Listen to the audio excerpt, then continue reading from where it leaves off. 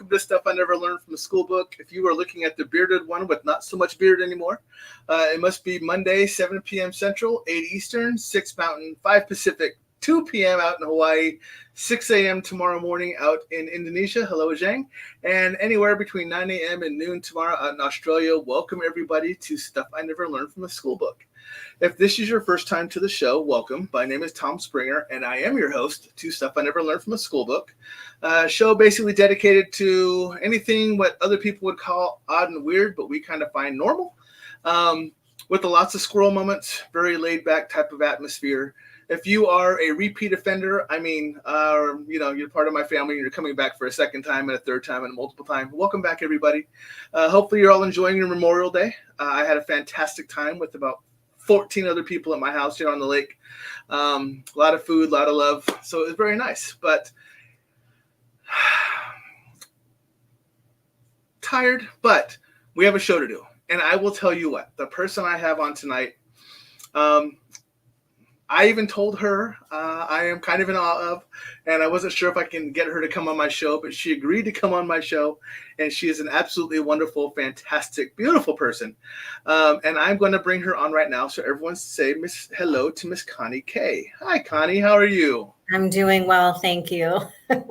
So I did forget to warn you that I will throw just messages down here at the bottom for people saying hi and everything else. Hi, Kathy. Hi.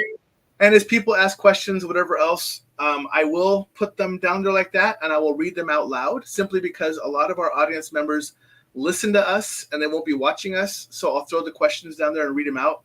So when you or I give an answer, they'll know what the question was. So, but other than that, thank you for coming on. Happy Memorial Day. Thank you again for agreeing to come on. For those people who don't know, Cahni is and I are team members on the PERS, Paranormal Existence Research Society, and she's actually out in Florida where a lot of the crew is, unlike me that's out here in Omaha, kind of tethered away by myself. They knew what they were doing when they left me out here in Omaha by myself, because too many problems would happen if I were in Florida with them. So if you would do me a favor, as everyone's saying hello and chiming in, can you please introduce yourself?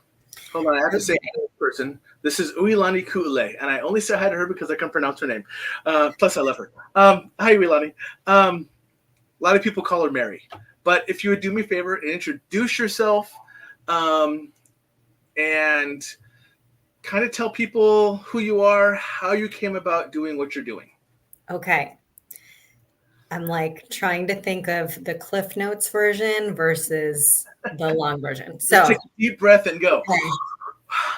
I know anytime I'm with Bill, and anytime we're doing a convention, he's like, Cahni goes last. Right. She has to go last. Okay. So I have many different names that I go by. On Facebook, I'm Cahni Katana. That's why it just says Cahni K up there. But I am a clinical, interpersonal, and transpersonal hypnotherapist. I am the team lead for the Warren Legacy. No, I'm not a team lead for the Warren Legacy. Team lead for Paranormal Existence Research Society in Florida. I'm over on the West Coast, Tampa. I'm a part of the Warren Legacy Foundation for Paranormal Research. I am a medicine woman. I'm a Reiki master. I've done some TV hosting type of things. Definitely into the paranormal, into cryptids, UFOs, all that stuff. I do see clients right now virtually for hypnotherapy as well as shamanic healing. I have had a lot of experience with alien abductees and with past life regressions. Totally amazing. I'm very blessed at the things that I get to do every single day.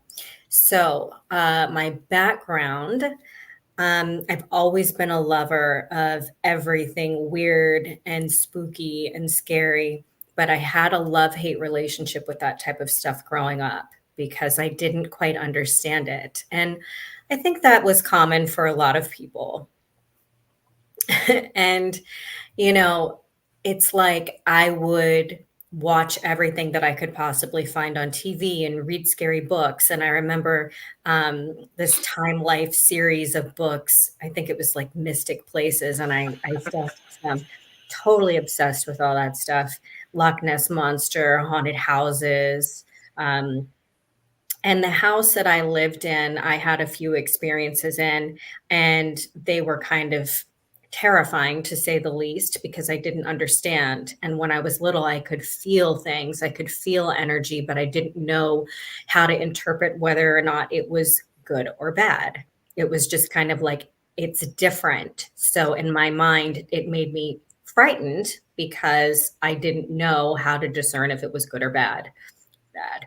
I use that term loosely.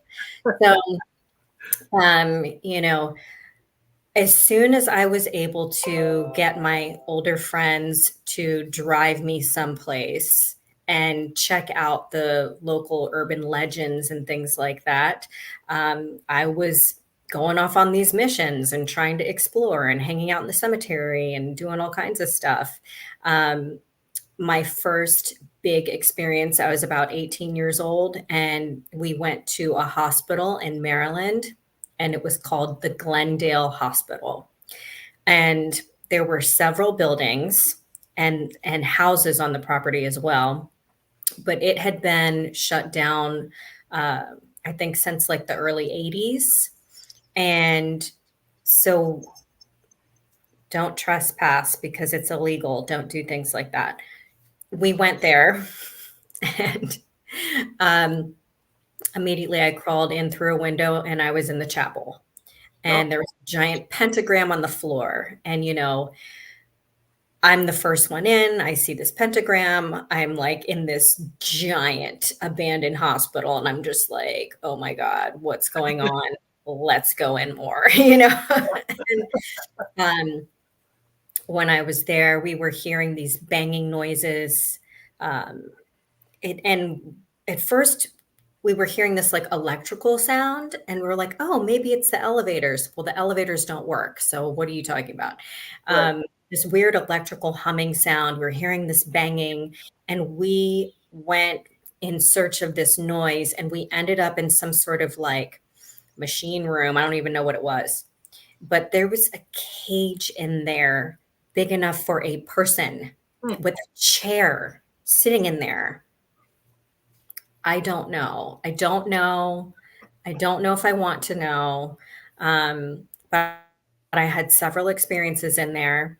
One time I had just walked down the stairs and we heard somebody running to the stairs above us and start to go down the stairs. And we turned off our flashlights and we're like ready because you don't know who else is in that building. Right. You know, there could be homeless people. There could be, I mean, who knows? There could be other people just poking around like us. It could be something far worse. But they came down the stairs like halfway and then it just stopped. So when we're just like waiting, we're like, oh my God. I was in love at that moment. I was like, I have to do this. Like, this is my jam. Yeah. But, you know, I wanted to, I looked up to mediums and I thought it was so cool that they could see dead people and talk to dead people. And, you know, I was like, I want to be able to do that. And I guess I just can't, but I can do something. But I was seeing auras. I knew that I was seeing auras, but I thought that that's like all I could do. It was like my superpower is that I see auras. Yay. You know? So, you know, it's kind of like, I don't know. It was the lowest level for me. I was like, this isn't what I want. I want a big superpower, you know? Right. So I had this fear though, and I wanted to see all kinds of like craziness, but not when I was by myself. Because I thought that if I was by myself, I was going to see some like headless, not homeless, bloody person like dragging their head around. I mean, maybe they're homeless. I don't know. Right. But, you know, seeing the worst of the worst and totally freaking out. And I thought I would just die and die again and just wait for somebody to come get me and just die some more. So, you know, you can't put rules on things like that. It doesn't work that way.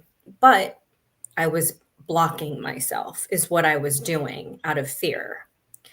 So I continued to investigate. I continued to, go out with people and explore. And I had a few friends who were having issues in their homes. And so I would go into their houses and try to figure out what's going on. At that point, I was a ghost hunter and not a paranormal investigator. Right. And, I didn't know that there was a difference, but there is. So I stopped for a little while. I would still, anytime I would travel, I would seek out the ghost tours, and then I would kind of try to lag back, and then I would go off exploring on my own as much as I could. But I wasn't going to any huge locations or anything like that for a long time. And I opened my office as a hypnotherapist about 10, 11 years ago. And that building used to be a house, and it was converted into a bunch of offices for therapists. So it was very, very quiet there, which I liked. But when you walked in the building, there was no natural light at all. And there was a window, like as soon as you walk in the door, there's a window going into an office, but that was the only window that office had. There was no window to the outside. Right. The window was to the lobby. But it was very dimly lit.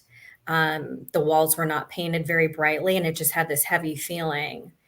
And the price was right. And I was like, hey, I'm all in. So I ended up with an office. I actually did have a window, and I had this big tree outside that I could look at a lot. And I, would stare out the window a lot. And then sometimes I would think that I would see like a shadow coming out from behind the tree. And I'm like, am I really seeing that?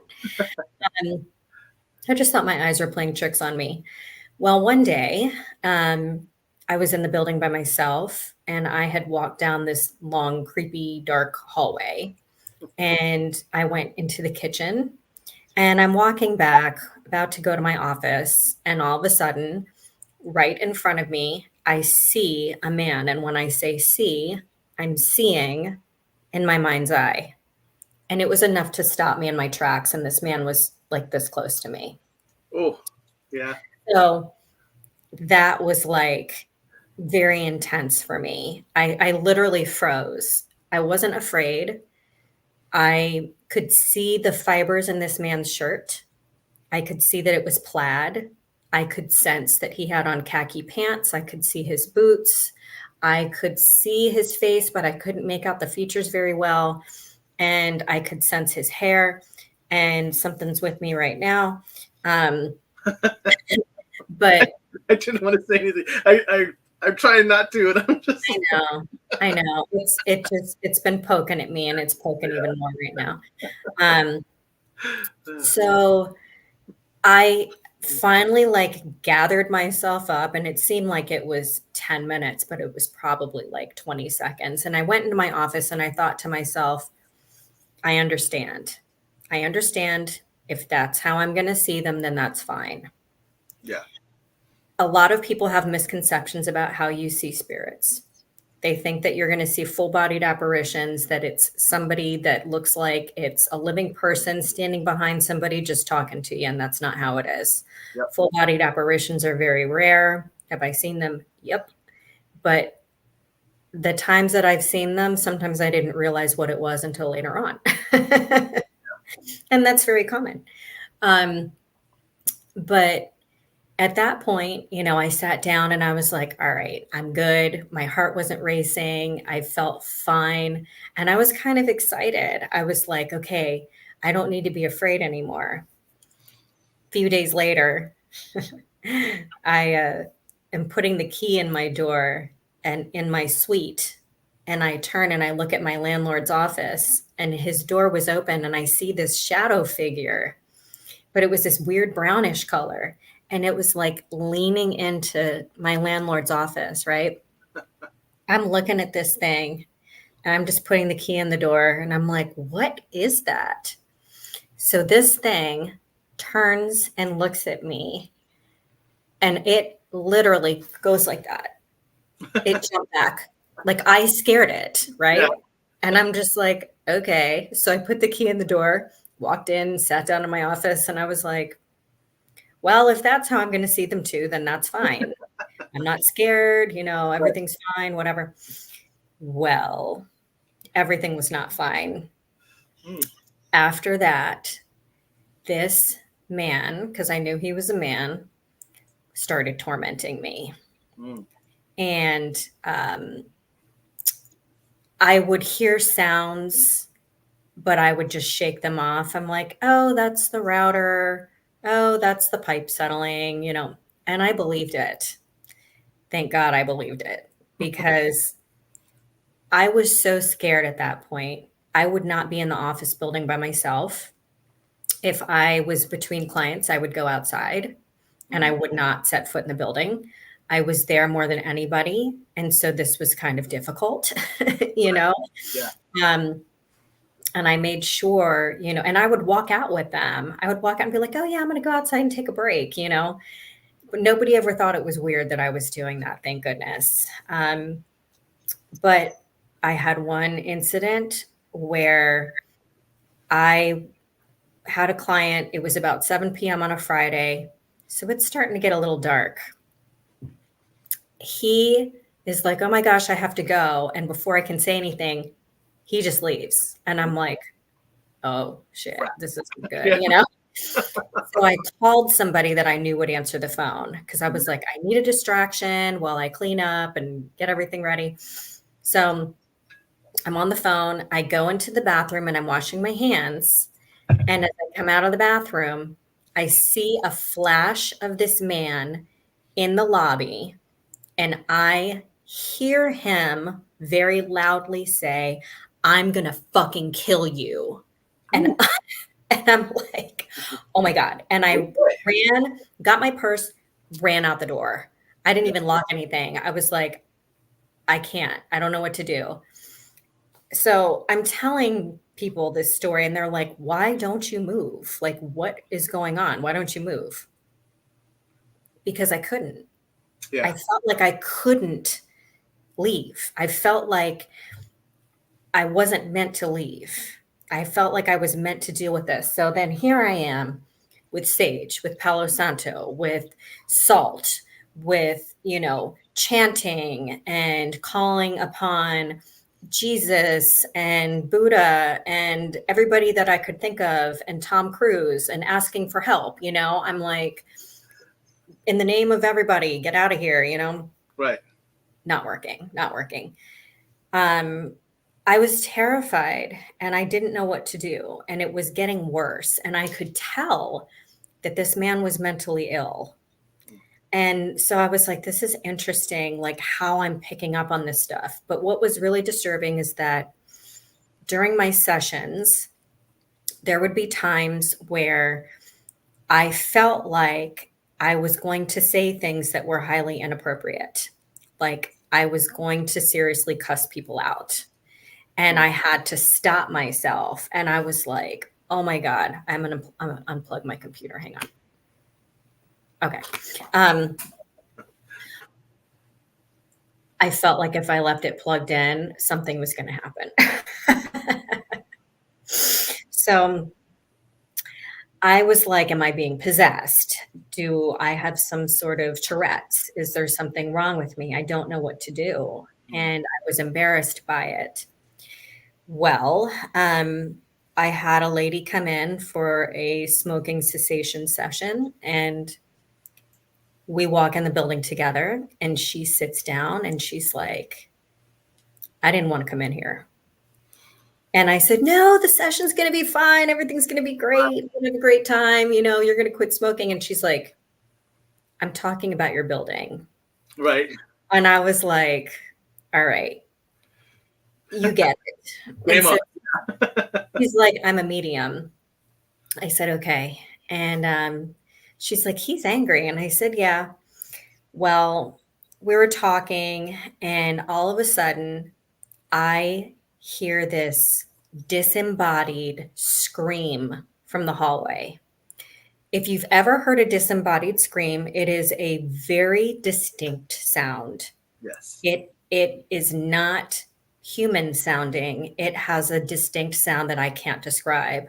But if you've watched any of these ghost shows, whether they're real or not, you've probably heard one and they sound pretty good.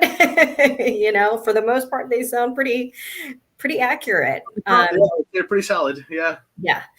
So I hear this disembodied scream, and I stopped and I looked at this woman, and she says, "Oh, you can hear that." And I'm like, "What do you mean? I just heard this. What do you mean?" And she's like, "You're hearing that psychically. That wasn't audible." At that point, I started getting all of these flashbacks of times when I was in my office and I'm like, "Oh, that noise is the router. Oh, that's just pipe settling. Oh, that's just whatever, X, Y, and Z." And I realized those are the sounds that I was hearing. And I was convincing myself that they were natural. And thank God I did, because I probably would have thrown myself out the window because I was not ready for that. I did not want to hear. I didn't want to hear them. Not that you can control that. So at that point, this man started wailing my name, which is very uncomfortable to hear when something is outside of your office and it's wailing your name. That's a little personal. So, needless to say, she and I were trapped in my office for about 6 hours because neither one of us knew what to do. She was a medium, but she's like, "I don't know what to do. Like, I don't know what to do about this." Right. And I was like, "I don't know what's going on with me, but I don't know what to do." So we're hearing screaming, we're hearing banging on the walls, we're seeing shadows walking by my window. I did have a very strict rule that I had established. There were several times where I would loudly say in my office, "You are not allowed to come in here. You cannot disturb my clients. You cannot bother me when I'm working. You're not coming in here." I was setting boundaries and I didn't realize it. Right. And it was working. So he was not coming in my office. He would slip into my closet though, because the closet was like in the threshold of the doorway. So he would slip into the closet and watch me from there. So finally I just said, "We're having this session." So we start having the session because I was like, "I don't know what else to do. Like, we need to do this." We start having the session, and in the middle of the session, all of a sudden I see these thoughts come into my head and they are stronger than ever. And I'm about to like cuss this woman out and just go totally ham on her. And I'm like, I can't do this. I can't do this. And I had to fight so hard. And as soon as I overcame that, everything stopped. The noises stopped. Everything lightened up. It was really, really weird. It was really intense. And I didn't want to tell her because I was embarrassed. So she left. I was not on a paranormal team at that point. I had a team come in, which I ended up becoming a part of, but they did absolutely nothing to help me, which was fantastic. So, they said that they would help and then they didn't. And unfortunately, that's how it is a lot of times. You see these teams and they're just in it for the thrill of it. And, they say that they can help you or they're limited on their resources. And, anyway, that's a whole other conversation. Yeah.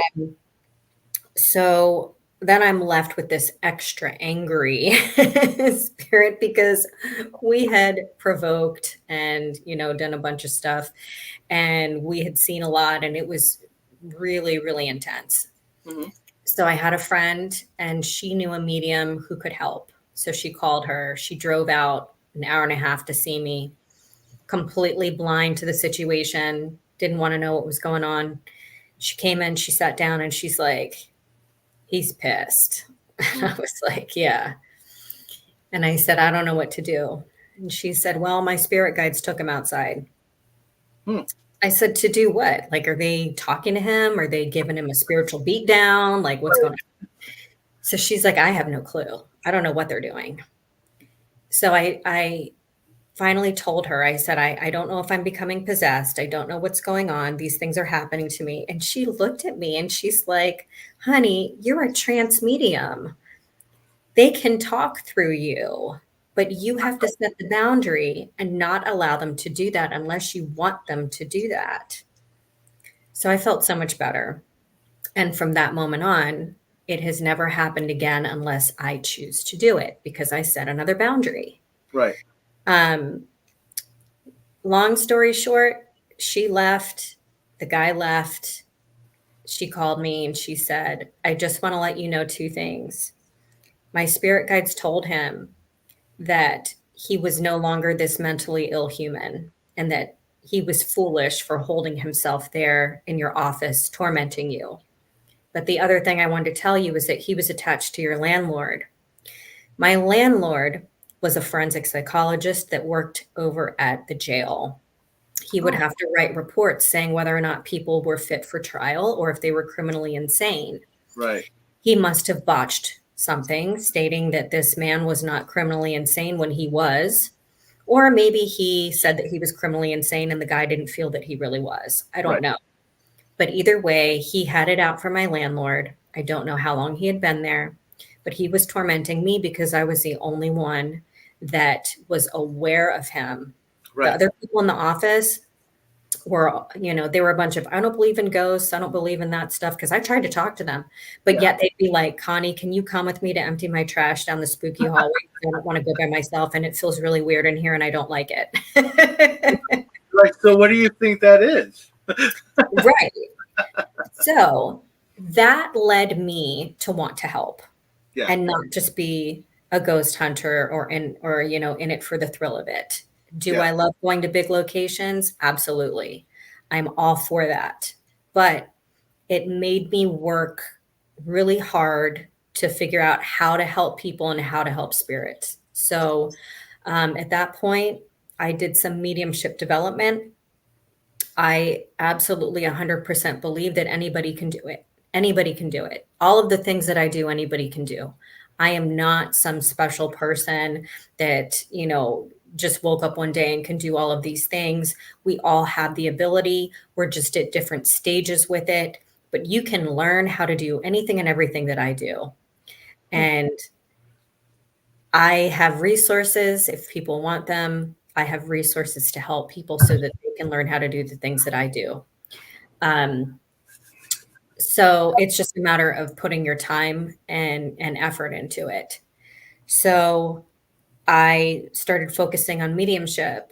I became a Reiki master. I went down the shamanic path. And I also learned how to do spirit release therapy. I wanted to make sure that I was very well-rounded because there's more than one way to do things. Right. So that's pretty much how I got to be where I'm at now. And, I absolutely love doing what it is that I do. I'm very thankful and appreciative that I get to do it every single day. This is my life. My life is full of weird and wonderful. And, I can't imagine working for somebody else because I tried that and it just didn't work. And I would look around at everybody and I'm like, you guys are okay doing this? I can't. Right. I can't play the game. I can't fake it. I just have to immerse myself in this stuff. That's just who I am. So I'm super, super grateful for that. I'm grateful for the people who have taught me things. I try to learn something from anybody and everybody. But that's me in a nutshell. That short story that took 29 minutes. So I have a possibly a two-part question for you. Out of all that, I only have a two-part question for you. Okay. So far, are you able to identify those who already have abilities, how they may have came about their abilities?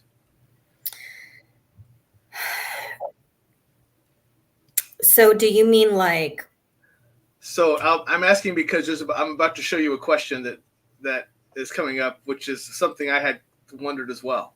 So Nikki, Nikki. Yes. She says, not everyone is like Tom who just starts having all of these abilities. So the reason I ask is because are you able to identify maybe a reason why my abilities showed up? Especially So in life. Yes, I can. So we have myths and misconceptions about so many different things, whether it's hypnotherapy, whether it's about ghost hunting, paranormal investigations, photography, all kinds of things, including psychics and mediums and mediumship. And there's a difference, psychic and medium. Psychic is, reading a person and their energy. Mediumship is dealing with the other side. So, we all have the ability, but most people don't know what it feels like to tap into that energy. Pretty much anybody will tell you that they've had some sort of experience with something, whether it was a dream or, I knew this was going to happen, or I had a bad feeling about this, or, I saw something, or I heard something, or I felt something, or this person didn't feel right. We're tapping into our energy. And at that moment in time, you tapped into that and you went with the flow. So that's pretty much what happened. And that can happen to anybody at any time. And it could be that they were knocking on your door, that they were trying to wake you up. And you were like, I ain't listening to you right now. Subconsciously you're like I was, I'm not listening to you. And then sometimes it'll hit you in the face like a ton of bricks. And then it's like, hey, it's time. And then it starts happening. And, like me, like once I realized this is how I see, this is okay. Of course, it's not the only way that I see. Right. But I didn't know that. I didn't know. And so that's just one of the myths and misconceptions. So people can learn how to tap into that energy, how to tap into the feelings in their bodies and the senses that they have in the spiritual sense, and not just, what's in front of you, but really tapping into that energy and being able to discern between your imagination and communication and things like that.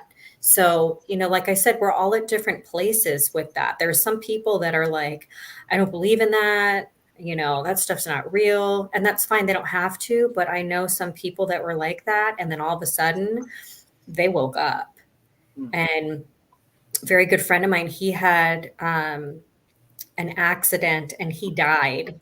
And he was brought back. He had absolutely zero belief in any of this stuff. And when he was brought back, he said that he just had a fundamental knowledge of how everything works, how, what happens when you die, about spirits, about all the dimensions and all this stuff. And he's like, I knew that like I knew water was wet. And so he's like, I don't know what happened, but I have all this knowledge now. And so, we're in different places, but we can learn and we can grow, and it's not as hard as people think. Well, look at that. You segued right into another question. Also from Nikki. She says, so my other question is, can you tell a person what abilities they should learn or grow if they are interested? Like, can you identify probably what their strong suit is? So that's not for me to decide. Some people feel more, some people hear more, some people see more. We all have our strengths, but we can develop the other senses. So for example, I don't always hear, like I have audibly heard, but a lot of times when I hear, I'm like, it's like I see the words, but I hear them at the same time, which is kind of hard to explain, but I can feel the tone, but I can't hear the tone. I can feel the accent, but I can't hear the accent. So I don't identify, like, I don't look at a person and say, oh my God, you are 1,000% clairaudient. Like that's your strongest thing. After talking to somebody and they're sharing their experiences, then yeah, I can kind of determine if that's the case. But for most people, I tell people really tap into your senses, sit in your own energy, expand your energy field and see what your strong point is. There's a few exercises that you can do to kind of like tap into that type of thing. And these exercises can help you to develop the ones that are weaker, if you want to say as well. Right. Yeah. So offline at some point, I'm going to have to talk to you, because right now I am still identifying myself as intuitive, because there's a lot of different things I do, but none have stood out more than the others, which is very interesting because they all seem to be very strong. so that's kind of something. And with people, it's like you just don't know because they're all very strong, and that's great. Yeah, that's great. Yeah. So Maureen is saying, we went to see John Edwards, and when he spoke, I could see a white light around him. Was I meant to see this so I know that I have some ability? You were seeing his energy. I went and saw John Edward as well, and I saw the same thing. So that's his energy. That's his energetic field. And like I said, we all have the ability to see that. But I thought that was really cool when I saw him. That was the first thing I noticed. I was like, wow. I was like, I can really see that. Yeah, and I also saw somebody next to him. I could see like another light being kind of next to him. I was like, that's pretty cool. So. So Nikki says she's going to talk to you about some of the exercises you're talking about, but not till she's done with chemo. So yes, she said wait till after she's done with chemo, then she'll open up to you more and talk to you. Mr. Jason Combs says, Miss Cahni, looking forward to seeing you again at the Bash coming up soon. Yes, very excited. Very, very excited. And Mr. Bill Slevin popped his head in. Go figure. And it says, Tom, Nikki, and Connie, so happy to have you all as teammates. So yes. Thank you, Bill. For those who have not, who came in later, don't know, the four of us, me, you, my wife, Nikki, and Bill are all part of PERS. And Bill is the one trying to like herd cats with all of us. So he's the fearless leader that has to deal with all of us and our antics. I'm pretty sure he's got some fear in him. He just doesn't show it at all because he knows something can go sideways and he's not going to know how to control it. So, so that's curious because you know me, I'm something I want to talk to you about, and I'm sharing this with everybody. I'm not putting you on the spot by any way, shape, or form. I just want you to know that. But something I do want to talk to you about because you know that I am a very odd mix. I am a Native American Norse, and I am very strong on both sides, I believe. But I want to talk to you more about the shamanism side because I really do believe that is a calling I'm supposed to be doing, especially with how protective I am. I am, oh my God, protective of people. But yeah, so and I've seen you before I found out we were both on PERS together. And it was just in like stuff like this where I'd catch glimpses of you doing a video or something else, or whatever else. Or I'd see postings of you going to conferences or whatever else, or like the bashes that Jason's talking about. Yeah. You really got to get out to one of these things with you guys. Yes. Oh my gosh, it's so much fun. And I was always like, okay, so what is it? So I actually have your page up right next to me, just so you know. So everyone who knows, this banner I keep scrolling across the bottom is where you can go find her. Connie's out here, hypnotherapy and shamanic healing, sacred spaces. Wow, slower in English, Tom. SacredSpaceSpiritualCenter.com. Tongue twister for me today. But I'm reading everything that you have on here. And yes, you gave us the condensed version of everything you do, which is kind of funny to me. Is there any one of these that you favor doing more than others? No. No? I do what's right for my client. So, you know, sometimes I have people that are more open to one thing over the other. And so I don't push, you know what I'm saying? So if somebody's not really into something, I'm not going to push them. Some people don't want anything to do with the shamanic stuff or they don't understand it. Some people strictly want hypnotherapy and some people come to me because they're like, I absolutely want to do the shamanic stuff. Right. I do have some people that are like, hey, both, you know? Right. And so I'm really just here to do what's best for my client. So I don't steer them in either direction. I love what I do all around. Mm-hmm. So for me, I'm just, you know, happy as can be with all of it.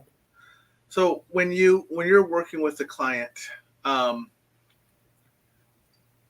you say you don't want to push anything, but do you ever make any recommendations like, hey, I know we're doing this, but I also feel that this would benefit you? And just let them have that decision, like, you know, hey, you know what? I never thought of that. yes, we're doing this, but you're right, this may help me. So have you ever, is that something that you, something that you do for, I mean, especially if you're feeling, I mean, if, because you're seeing the person, you're feeling the person, you're reading the person, you know what's going to help them. Right. And sometimes what they want isn't what they need. It's just what they want. Right. So is there any other times that you're like, hey, just a small suggestion. Do this instead. This is what we're doing. Forget this. Not really this instead, but I'll do this, but this may also benefit you as well, type of thing.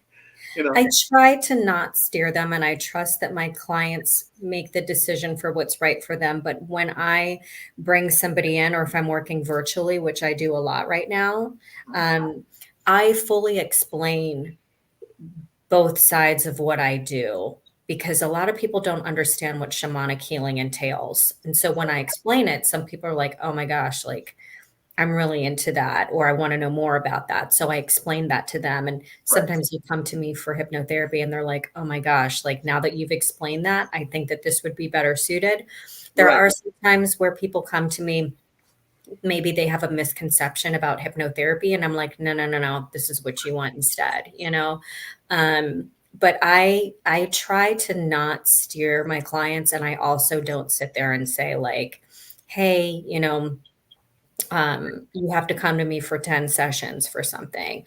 I try to make it as condensed as possible. You might have to see me 5 times, but you know, I don't drag things out. I'm not going to be like, you have to see me every day for the next year. I try to do what's best for people, really. Okay. So you still investigate? As much as I possibly can. And I haven't been to a big location in a long time, and I'm like suffering. Yeah, I'm sorry, that wasn't a question, that was a statement. Because I knew that. So we're going to go into the normal standard questions because I want to know, because I'm curious. Okay. Favorite location you've been to and why?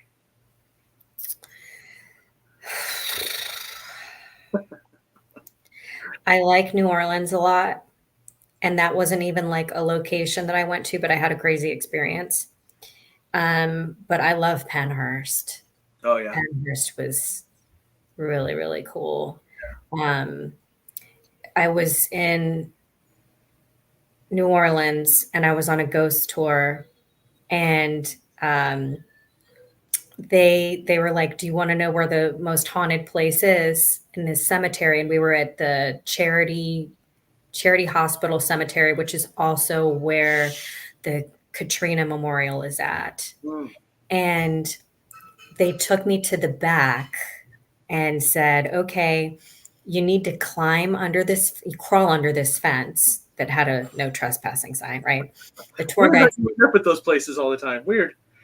Again, no trespassing, right? And the tour guide's like, just go ahead and crawl under this fence, walk in the darkness until you get to a tree line and you'll see a giant cross. And I'm like, okay, this was a football field size field that I'm walking across, which was also a mass grave from people who had died of like yellow fever or something along those lines. And the hospital could not accommodate, you know, all of these deaths. They couldn't get them to enough funeral homes. And so they were just digging these mass graves, and I was walking on them. There was also a huge cemetery to my left. So I'm walking, I see the tree line, I see the giant cross, and I see that there is a tree to the left and a tree to the right. And the one on the right was the hanging tree. And when I see these trees, I felt like I had just walked into a ritual and 100 people turned and stared at me. Like, that's the only way I can describe this feeling. And I'm like, oh my God, like, what am I supposed to do? So I'm frozen and I'm like, this is not a good idea. Yeah. I can't move forwards. I can't move backwards. I can't turn around. So I just kind of sat there and I said, hey, I'm not here to disrespect you. I apologize for disturbing you. I wish you peace, and I'm going to leave. And so I took a step backwards and I felt everything kind of like side eye me, but like let up a little bit. Yeah. So I turned around and just walked away, and I didn't even feel the need to like turn around and look back. I get back to the fence. I crawl under the fence and the tour guide's like, what happened? And I said, oh, I felt like I shouldn't be there and I was disturbing things and that, I was in danger and everything was really bad. And he's like, I know, I brought a bunch of people there the other day and we said the same thing. And I'm like, awesome. Thanks for letting me do that. Because Right. I was the only one that went. Nobody else went. And when I climbed under the fence, I thought somebody else was coming with me. Right. Because I was with my sister, but she had hurt her shoulder. So there was no way she was going to go under that fence. Yeah. And once I realized nobody else was coming with me, I was like, well, got to do what you got to do. Game on. Looks like I'm going. That was really intense. I really want to go back there. And Pennhurst was really a blast. I really, really like that place. Yeah. Yeah. Yeah. A lot of people know about the Pennhurst. But unfortunately for Nikki and I, being the novices we are, we don't go to a lot of the big, well-known places. Uh-huh. And so it seems like we're doing the smaller ones that are in our area that seem to be really cool, but nobody seems to know about. And I think those are some of the better ones for me. Yeah, sure. The more intimate, small, quiet. What was that scream? Yeah. And it's kind of interesting because we have one down here that we want to investigate called the Seven Sisters Road. And apparently the legend is either the dad or the son, and there were 7 daughters as well. Well, either the dad or the son were crazy and ended up leading all the daughters out one by one and hanging them from 7 different trees on 7 different hillsides. And that's just south of us. So we want to go check that one out because apparently when you go down there, you drive at night. I've heard of that. Yeah, it basically kills all your power in your vehicles and stuff like that. And then when you're out there, you can hear the screaming from the girls. Was that a movie? I don't know.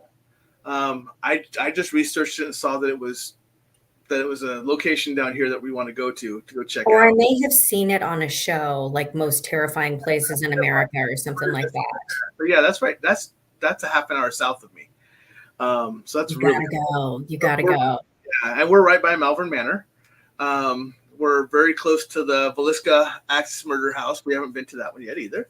But right now we're kind of holding off until Nikki gets through her stuff before we go out and about again. Because, we don't want to send her out in the condition she's in to deal with anything. Yeah, but yeah, so there's local small stuff around here. So are there any that you have come across that you're just like, nope, not doing that one again. I will not go back to that place. No. No? No. So proud of you. No. I've had a lot of traumatic things happen, and like that story that I just told you, in my office. Yeah. That whole situation made me stronger. I'm grateful that happened, even though I was completely terrified.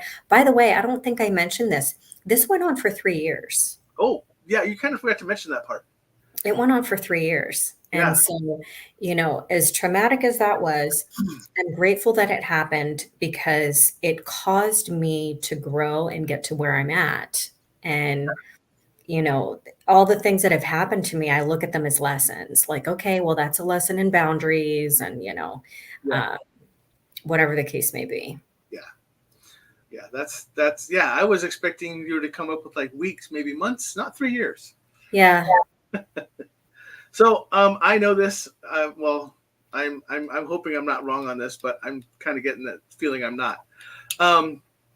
You live with different spirits in your house all the time.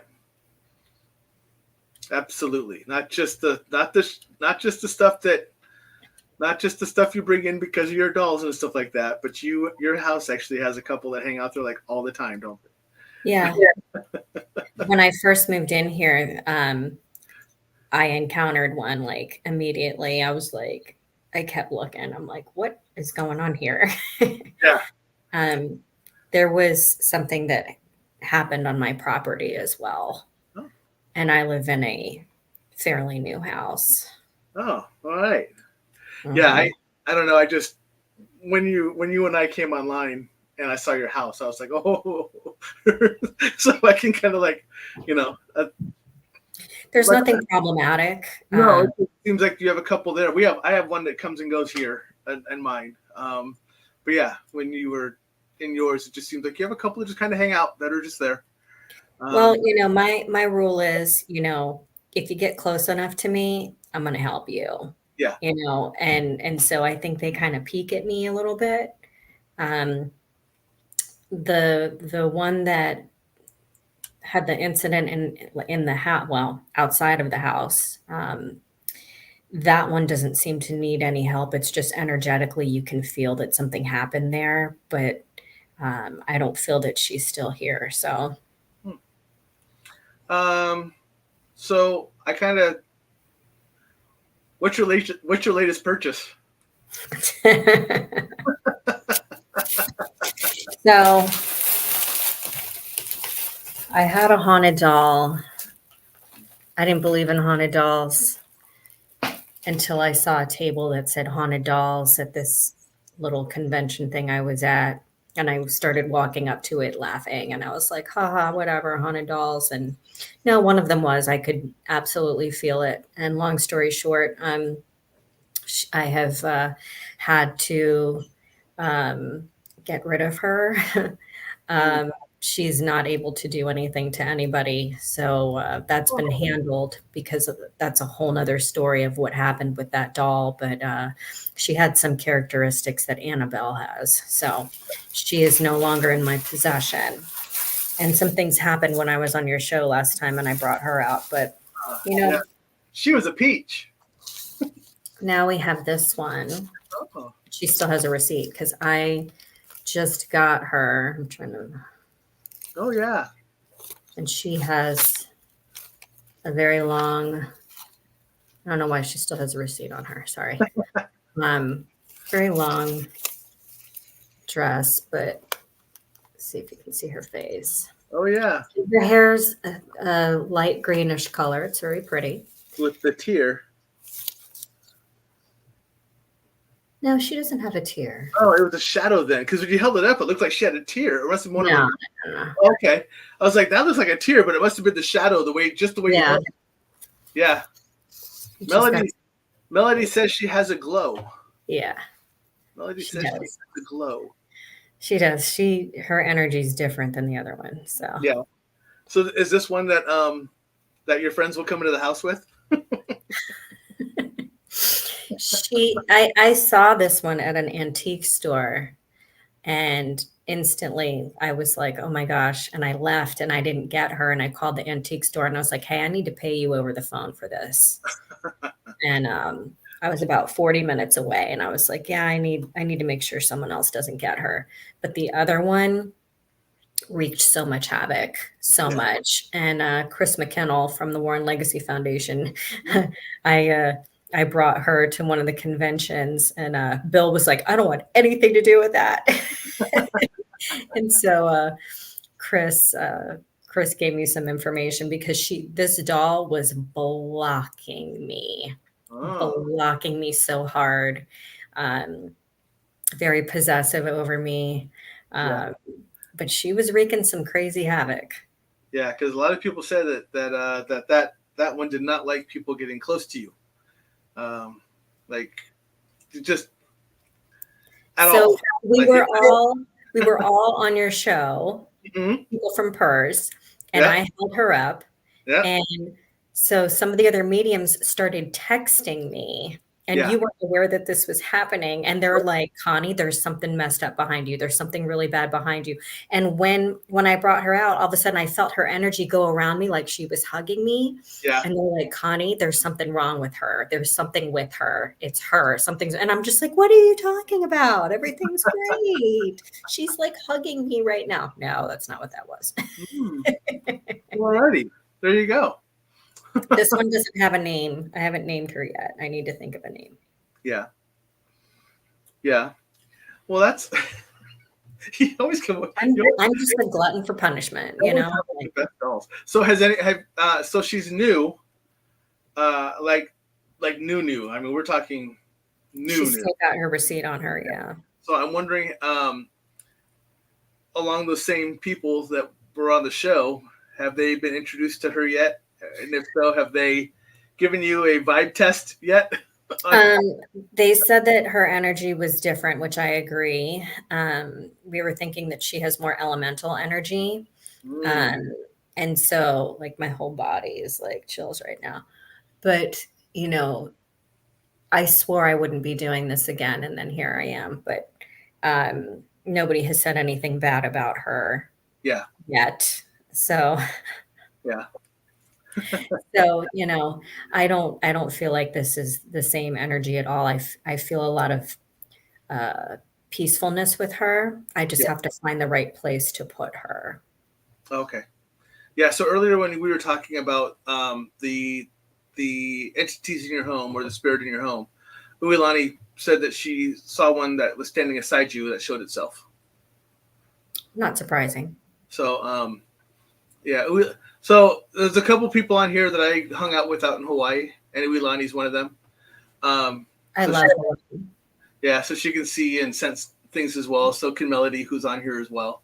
And they're both. I was lucky enough to hang out with both of them too when I was out in Hawaii. So that was really cool. We actually went out and went out into the jungles and kind of played around and stuff like that. So yes, it was fun. That's so cool. Yeah, it was a lot of fun. So we were able to do that. And I'm so people know that I'm kind of hesitating a little bit because I know this isn't normally how my show runs, but I know that you and I have a timeline. So instead of going further into more questions and stuff like that, I'm kind of honoring your request to make this an hour this time, knowing that you are going to be coming on my show again because we've already discussed it for those people who are on the audience right now and are like, what the hell? Yes, it's because I knew coming into this that we had an hour to spend with Cahni, but we have already discussed her coming back, which I am vehemently happy about. And I'm also happy I got to use the word vehemently today. So that's good. I know. I was like, good placement of that word. So, but I will let you go now. I'm going to end it on the doll story. And this is too, because it's brand new. And then you will be able to give us feedback on what her name is and how the energy is with her.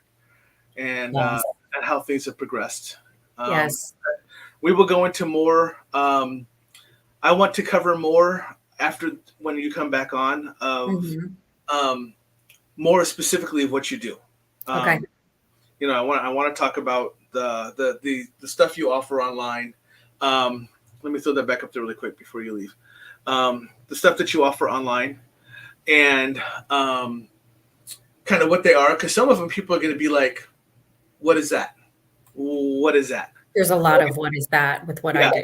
And I want to talk to you more specifically. Well, I'm going to do this with you offline as well, but I also want to talk to you online more so people have an understanding because you have an Incan Peruvian shamanic lineage. Yes. So let me just say this. I am part of the lineage. I am not Incan Peruvian. Right. But the Caro shaman wanted their teachings to be spread to the West because they're a dying breed.